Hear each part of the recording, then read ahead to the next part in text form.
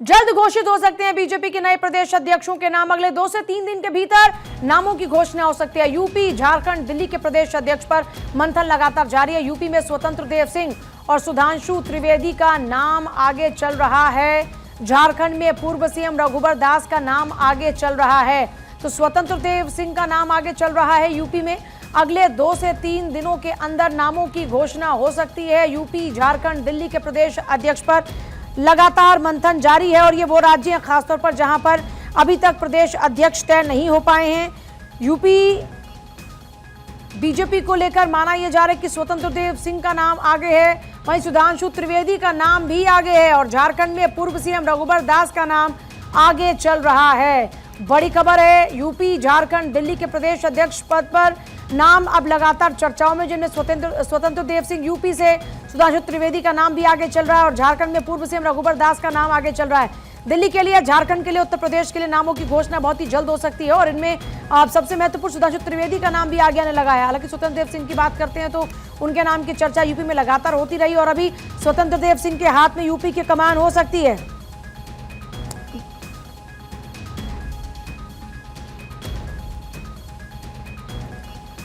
तो देखिए, ये बड़ी जानकारी है।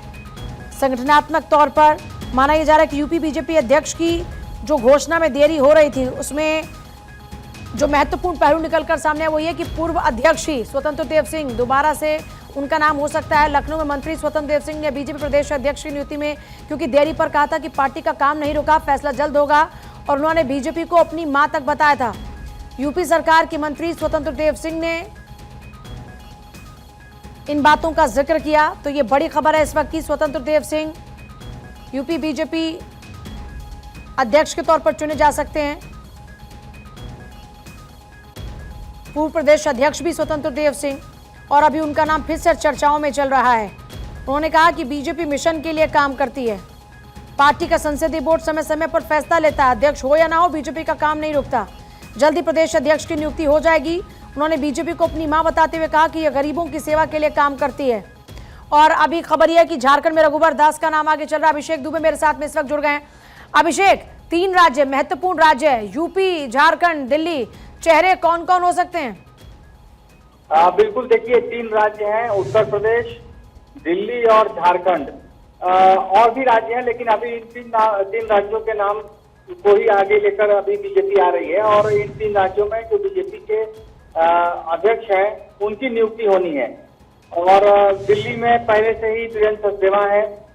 इसके अलावा यूपी में आपके चौधरी साहब हैं।